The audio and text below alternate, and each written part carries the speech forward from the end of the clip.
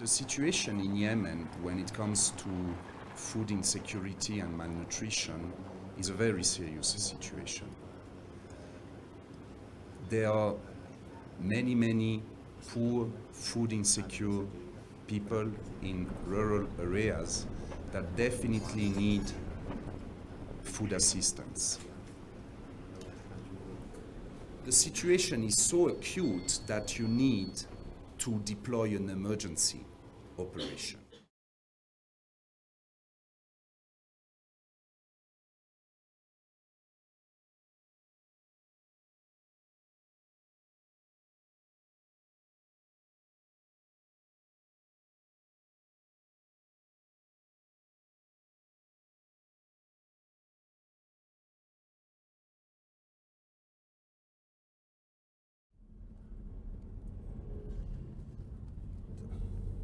We are going to a governorate which is called Raima. It's the smallest governorate in Yemen, and it's on the highlands. If we are to believe our comprehensive food security survey, it's the place in Yemen where hunger, food insecurity, and malnutrition is the more acute. The severely food insecure is extremely high as well, and it really looks like these people, or too many of them in Raima, are in a total poverty trap.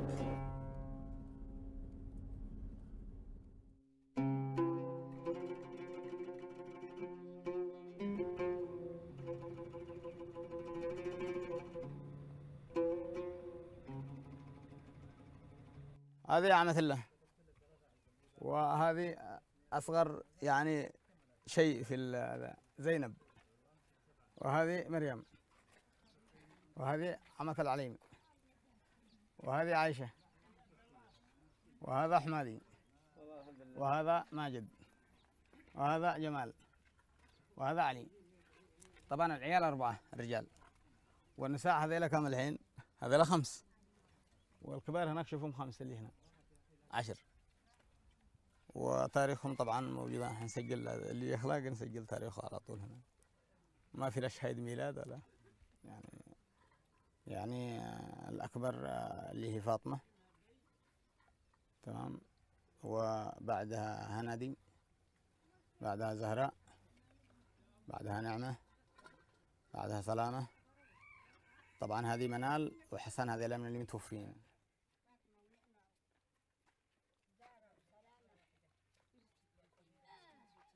قوموا.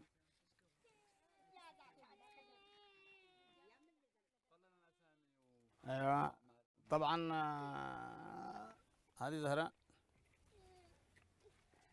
وهذه هنادي، هذه سلامة، هذه فاطمة، وهذه نعمة.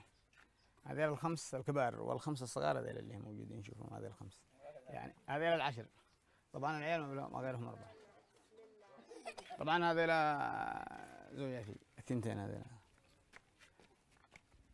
هذه واحدة هذه واحدة. طبعا هذه حامل يعني، وذيك لها شهرين. هذه طبعا أمي، وأنا أمه، هذا الوالد، وأنا مسكينة الله يلا عين واحدة معاه بقرباء. صح هوس. تعالي. الخبز يعني طبعا يصلح في التنور هنا على حطب تنور مدر، والبامية طبعا ناخذها من السوق، يعني ما غير بامية سادة نطلع وسع بامية وسع ما بيش.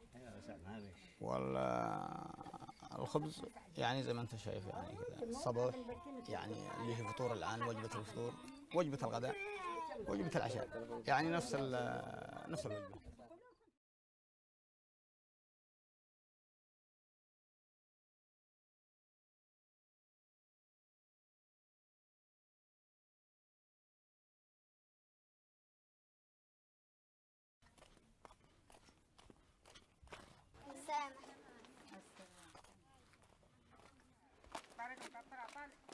اسمي ماجد عبده محمد علي أحمد، أدرس الصف الثاني في مدرسة الأنوار أساسية.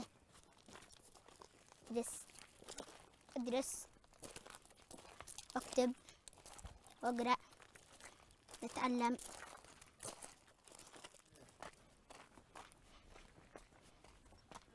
المتر يساوي مع سنتي متر. المتر الواحد يساوي مع سنتي ايش؟ متر. هذا هو المطلوب. هذا يسمى لها هنا ايش؟ 1 سنتي متر. وتقسيمة المصرية هي كانت على النوع التالي. احنا عارفين في مصرنا لو كان معانا مثلا 500 متر. 500 ايش؟ بالنسبة لأكل الأطفال في الصباح أكلوا خبز، أما من القمح أو من الذرة الحمراء اللي يزرعوها هنا في البلاد، وبعضهم يعني شاي، بعضهم حليب من البقر، وبعضهم ياكلها هكذا ما يحصلش سكر. موجود هذا، وأن التغذية لها دور أساسي في التركيز، في قوة العاقل، في التحمل على الاستماع، أنه حقيقة له دور. إذا بك جاوع شوية وأنه يدوخ أو يمر. أولا وقت الطابور، لأنه الطابور مستمر نصف ساعة، بعضهم يدوخ ويقتلب، وبعضهم يعني مع الراحة ويلقط نفسه ويروح لأنه جاوع. ومن هذا ويعني ضعف في التحصيل، لأنه الغذاء مثل الماء كالزرع.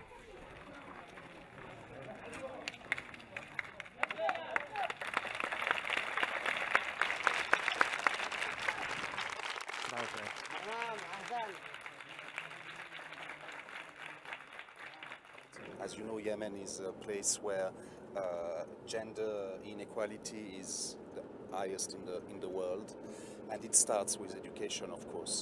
To attract girls to attend a school, we distribute on a quarterly basis a food ration, a dry ration, and the girls are taking this ration home. So it has a double objective, in fact. It is increasing enrollment and attendance of girls in Yemen, which is very important. The second objective is that it creates, in fact, a safety net, okay, where the entire family can benefit from additional food on a regular basis.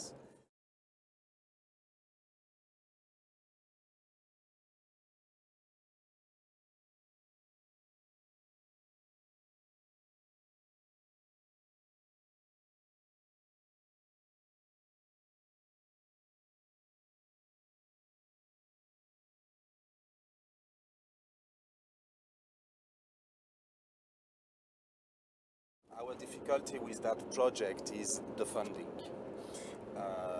Because of insufficient funding, we can't distribute on a regular basis the planned ration. And this is creating, of course, less incentive for the girls to go to school, and the safety net part is less effective. لماذا تنقص الموارد الغذائية؟ كل مرة مرتين والآن مرة في السنة. ليس الجانب يستلمون والجانب ليس يستلمون. The World Food Program is totally dependent on the money we are receiving from mainly other governments, okay? From European governments, from US government, from, let's say, Northern government. And we are never guaranteed to have the money we need to do what we would like to do. And this is a perfect case in this scheme. When other schools all across Yemen, we can't do what we would like to do because we do not have the necessary support and funding from these countries. إذا توقفت التغذية هذه قد ربما يرسل بنته ترعين أو تحطب، أو هو يبوك يشتغل والبنت تجلس في البيت. الله بالتوفيق. هذه فترة اختبارات. فالتغذية هي حقيقة ممتازة لاستمرار التعليم، وإذا انقطعت قد ربما ينخفض.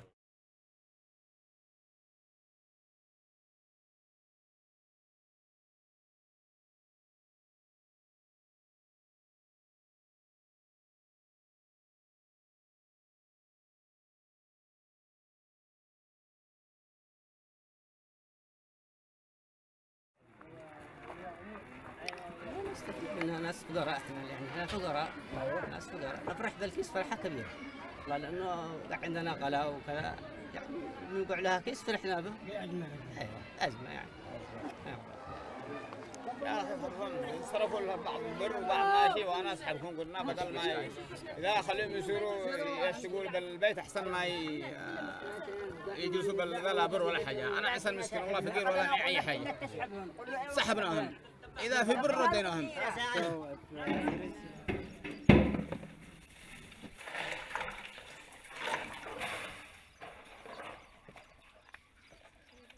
رحنا المدرسة، رحنا ما فيش معنا يعني حق ملابس ولا شيء ولا حق كتب، فصلنا بين المدرسة.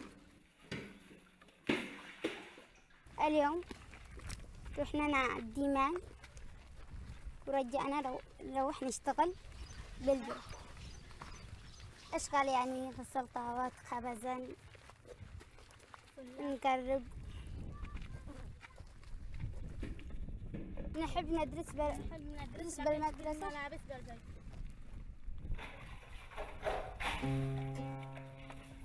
يعني المدرسة هي تعليم، ولا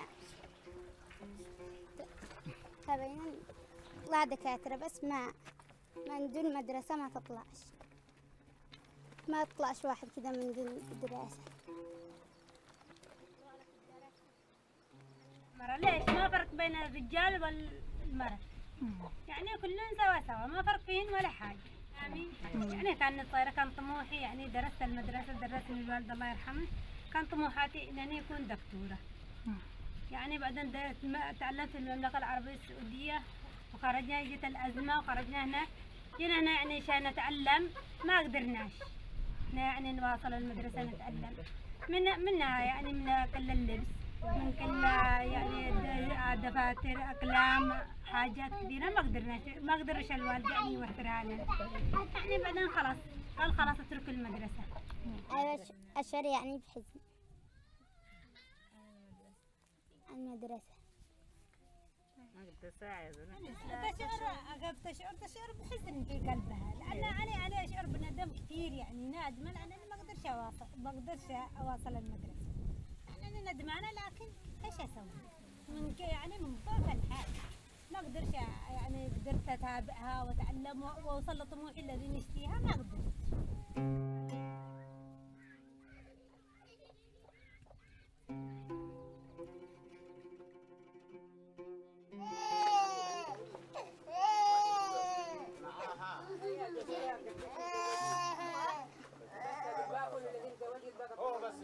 أخاف لكن ما تسوي، ما بتقدر حاجة، ما تقدرش ما تصلي، صح إنه لو منه درد من صحة صحة أولادك أخاف، لكن ما تسوي، أمر ما في يعني ظروف ما في أي حاجة، ولا لا ما أخذ أمن أنت ما تودي الذيلة، بدك تودي مثل ما تشتري، لكن ما معك ولا حاجة، أنا ما تحصل، أنت لما معك إمكانية تحصل عليها كذا تعرف. لكن يكون مسكين ما توحد ربك كل يوم والله نداهد كل يوم من أيام ربي كم من ساعة ما يزيد لي إن إحنا أدلسي بالليل بين لكن رب بس ما نقصه من باقة الصرفة إن أزيد للصاير خلق الرابع والله.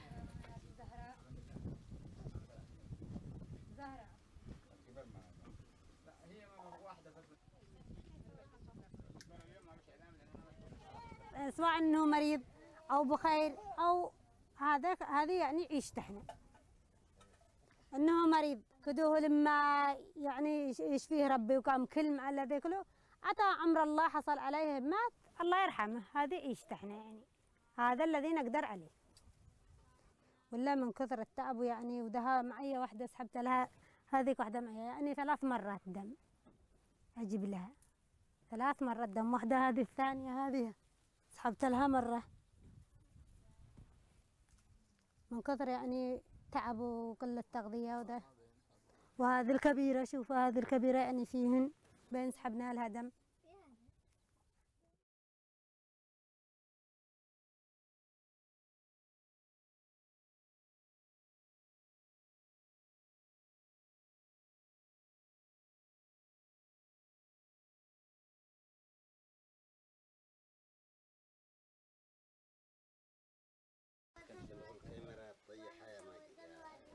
وهذه ريحناها يعني للمستشفى، قالوا اعطوها غذاء، اعطوها هذا يعني تحتاج دم.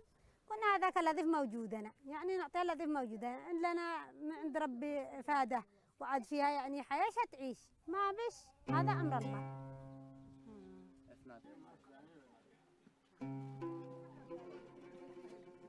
Yemen faces a very serious problem, but unfortunately, neither locally nor internationally, people are realizing or are responding to what the tragedy of Yemen, hunger and extreme poverty. The world is aware of Yemen as a haven for Al-Qaeda in the Arabian Peninsula. Yemen is a dangerous state. But they are only aware of the security side in Yemen. But the human suffering is totally ignored, almost totally. Let's be fair. I do not blame the international community. It's the lack of confidence in the government of Yemen that causes this to happen. The international community issued the appeal on behalf of the government of Yemen, which was supposed to issue the appeal. So of course, donors then are hesitant to commit their funds to this effort. And given that the government will eventually take over the distribution of food, then maybe the donors do not think that the food will go to its intended recipients. هذا الأرض حقي من هنا، شوف من يعني حد العلم هذا اللي هو الحجر هذه نسميها وثن، حد يعني ما بين الأرضين. وهنا اللي أزرعها أنا نزرع يعني موسم الأمطار، نزرع ذرة يعني تقعد إلى حتى 3 شهور 4 شهور، وحصدنا وكلها يعني تجيب 3 أكياس 4 أكياس، يعني ما تكفي شيء 3 أكياس 4 أكياس، لأنه أنا عندي البيت أنا أقول 5 أيام كيس، يعني ما تكفي أي حاجة، بس الله سبحانه وتعالى يعني إن إحنا ما يضيع أي شيء. لا الحياة يومية يعني لا ما بيش ولا حاجة، إحنا في قلبك مسكين ندور كذا وكذا وكذا. صميل يستلف يجر صميل يعني ما قال يجي خارج الأول يبز الثاني، بالله ما بيش ما واصل حاجة أشياء ما واصل ولا شيء سلمه، بالله بيكون كده يشيل شيء ويجي يسدد.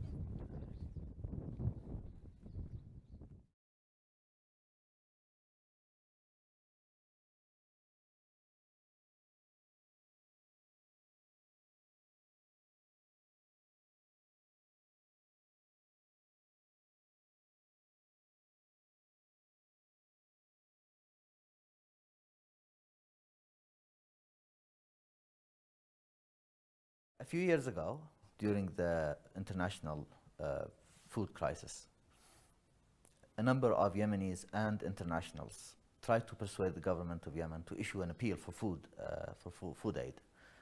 The government of Yemen, at the risk of seeing its people die of hunger, refused to issue the appeal on account of national pride. It's not really the national pride that they're worried about, it's the pride of a few people on the very top. And as a consequence, Yemen did not receive the assistance that it would have been entitled to, which would have been in the hundreds of millions of dollars. I think probably countries and officials and governments do not like to declare a state of emergency for a humanitarian need. Probably is not very popular politically. That's my guess.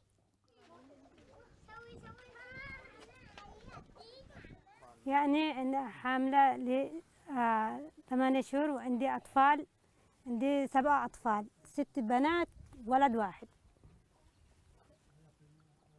الذي توفوا من أطفالي 4 أنفار. يعني واحدة جسمها قد عمرها يعني 8 أشهر بس ضعيفة، ما بش من قلة تغذية، ما بش تغذية، جاي جفاف ماتت. والباقي يعني أحمل لما قد لي 7 شهور وسقطن يجين تشوه. هذا قدام حوالي 8 شهور أو سنة يعني. أيوة من بعد عيد الأضحى يعني. شوف انتهى خلاص يعني. انتهى في النهاية خلاص انتهى الإطلاق. ولا كنت أنا زارع المنطقة هذه.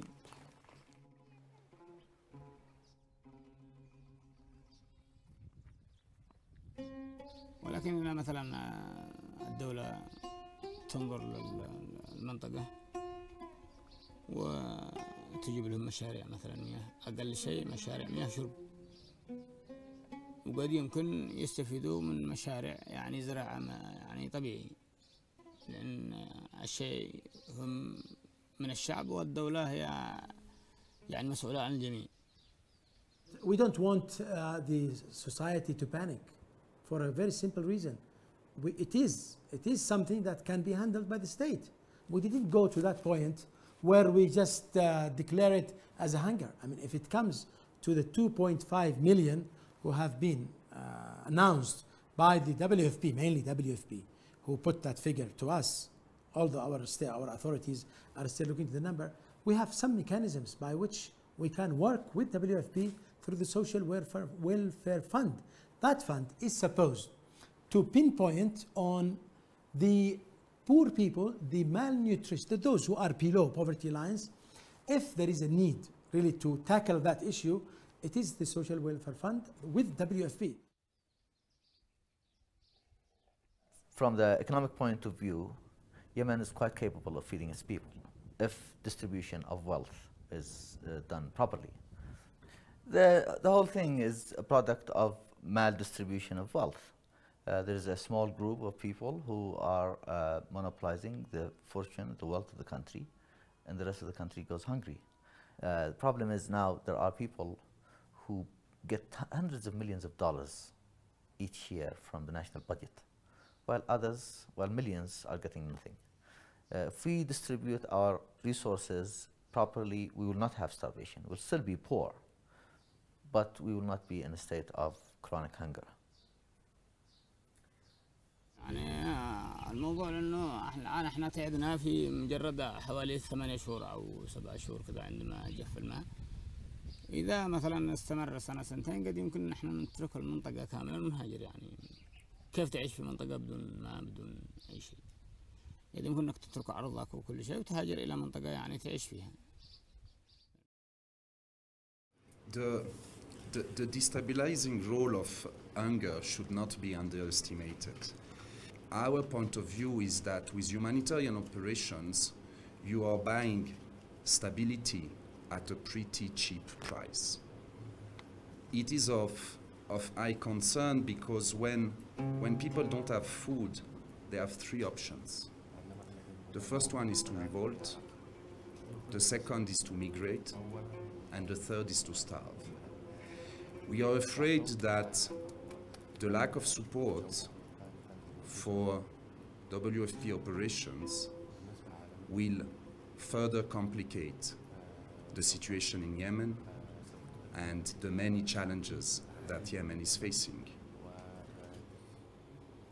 I understand that when it comes to developmental assistance, there are a certain number of discussions that are ongoing between the international community, donors, and the government. Those discussions are around reforms, around the economic situation and what would need to be done in changing the situation. So fair enough, but when it comes to humanitarian, it's just reminding a very simple principle. Humanitarian assistance should not be conditioned. People who need humanitarian assistance are victims and distressed people. They need the assistance of the international community regardless of the political discussions that are ongoing.